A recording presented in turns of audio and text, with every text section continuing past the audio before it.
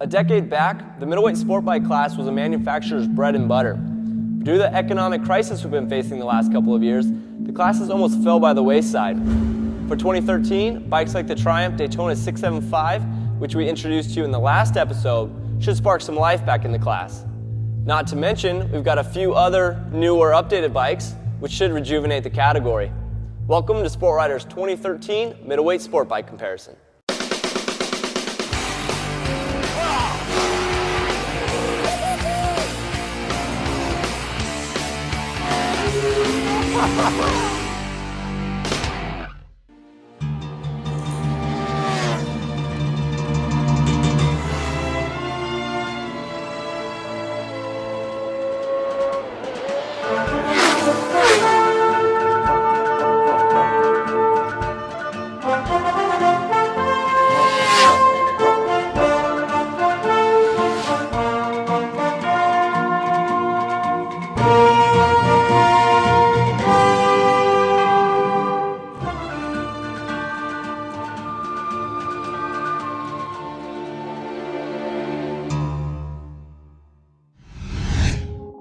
So in order to better see how these bikes compare, we loaded up our shop truck and headed to Willow Springs International Raceway in Rosemont, California, where we spend one day at the 2.5-mile big track and one day at the tighter streets of Willow.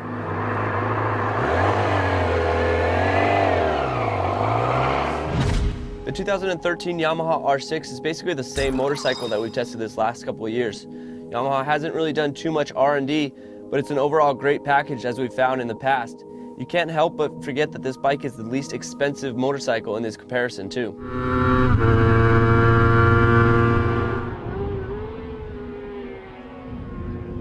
I'll be honest, like the first couple laps it just felt like it was just spinning the tire, but like it doesn't feel like it's sliding. It's just like, I can't tell if it's biting or if it's actually just sliding the thing, but it never like really steps out. It just feels like as I'm coming out of the corner, it's just spinning the thing.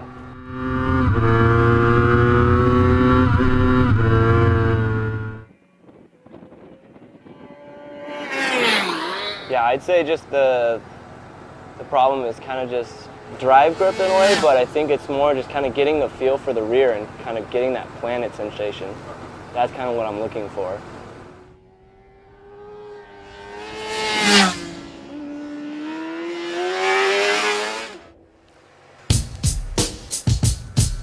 MV Agusta's F3 is one of the newest bikes to enter the middleweight category, and it's also one of the most electronically advanced bikes in the class. I guess I should know how to start it if I want to ride it.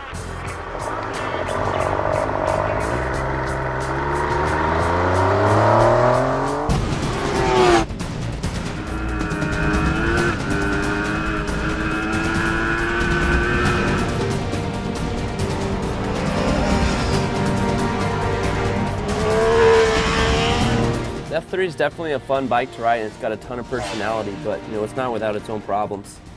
And most of those problems actually go back to those electronics. They're kind of abrupt and hard to manipulate with the control that MV's put on the left clip-on.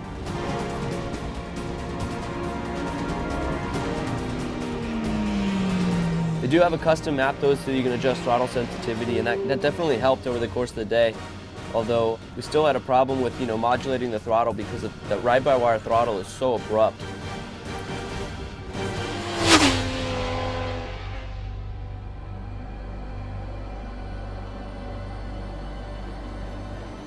And in regards to power, I was definitely happy with the F3 engine, but at the same time, I didn't feel like the power delivery was very linear.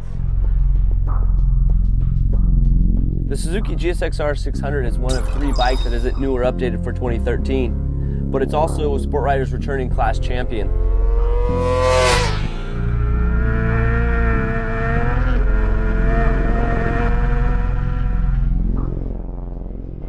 It's one of the most balanced bikes as far as between the brakes, the chassis, the engine. I mean, yeah, it's not the strongest engine, but it gets the job done, and it's the way it makes its power. It's really smooth, and it makes it everywhere where you want it, where it's got that nice little kick in the mid-range. It's kind of always in the RPM range where I want it. Some of the other ones, I'm like, okay, I wish it was kind of, carrying a couple more thousand here, or a couple thousand less here. It's always where I want it. and it also has some high dollar componentry like a well-developed Showa big piston fork and Brembo monoblock brakes, which we typically don't see on Japanese sport bikes. Overall, it's just, there's nothing that does bad really. I mean, you could always go for more horsepower, but. As I mentioned earlier, the Triumph Daytona 675 is all new for 2013, and the R model in particular is geared more toward track day use, thanks in part to some high-spec components, not the least of which are Brembo brakes and Olin suspension front and rear. I think all you can really say about the Triumph is that it's so hard to find a fault in the package itself. Chassis is really stable, bike steers really quick, and that Olin suspension, I mean, it just works so flawlessly. I've got to admit though, the new Brembo brakes I'm not a huge fan of. I think last year's brakes were a little bit better. The big thing this year is that the bike's got ABS as standard, and I feel like that extra plumbing kind of robs a little bit of feel at the initial part of the lever pull. But other than that, I mean, really hard to find faults in this bike. That engine is so sweet. I mean, you got that top end power, you've also got that mid-range and low-end grunt, and I think it definitely holds an advantage on a bigger track when you compare it to a bike like the Honda CBR600, which just doesn't quite make the power that this thing does. A lot of tried and true middleweight class fans will say that the new Kawasaki ZX6R is a cheater bike by way of its 636cc displacement. A lot of our local club racing organizations have already deemed this bike legal in 600 classes, and so we followed suit and are happy to have this thing as part of our comparison this year.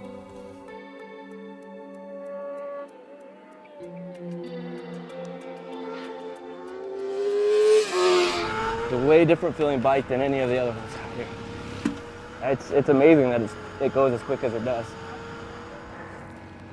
It really is. Like, you ride the thing, you just feel like you're just like riding this big couch. It's real soft, moves around a bunch, and it's not even so much the suspension. You just kind of get this like almost this little bit of a wallow. You just got to be real gentle with it. It gets the job done.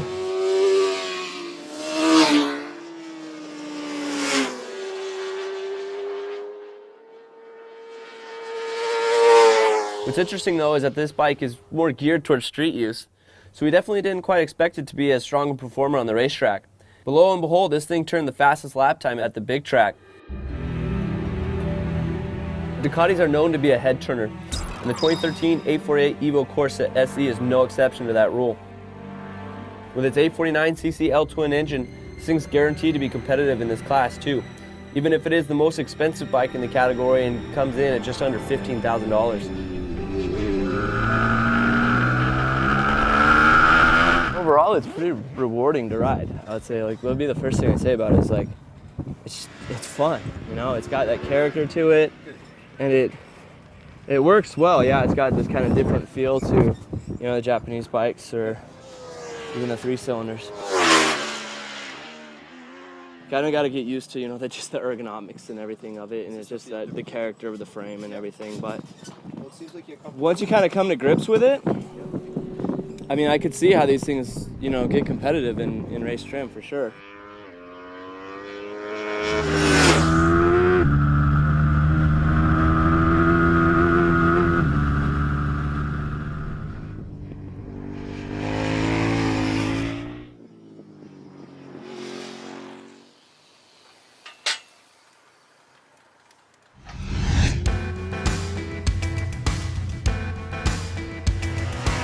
Honda CBR600RR was the most recent middleweight bike to be updated. For 2013, it features a new Showa big piston fork, body panels that are a little bit fresher in design, and some ECU updates that are intended to make the bike's fueling a little bit smoother. We can't forget to mention though that the Honda only made around 97 horsepower when strapped to our dyno. That's pretty unimpressive when you compare it to the other 600s in this category. There's really nothing that it does bad. I just say it's just lacking in a couple areas. As far as the power being one of them. There's a little bit of like a numbness in the brakes compared to the other ones. You just kind of don't get a lot of feel through the lever. So that kind of just felt a little different getting into like one. Yeah, I'd say just a lot of it's just that front end, just diving the thing into the corner. 9, 8, because there's a couple I got markers in 9, and I go to the same marker on this bike and I get in there, I'm just like, at first you throw the thing in and it's like, okay, And then all of a sudden just kind of like, where'd the front end go? Like it's not like it's pushing, running wide or anything, it just doesn't settle. Like, I just need that light.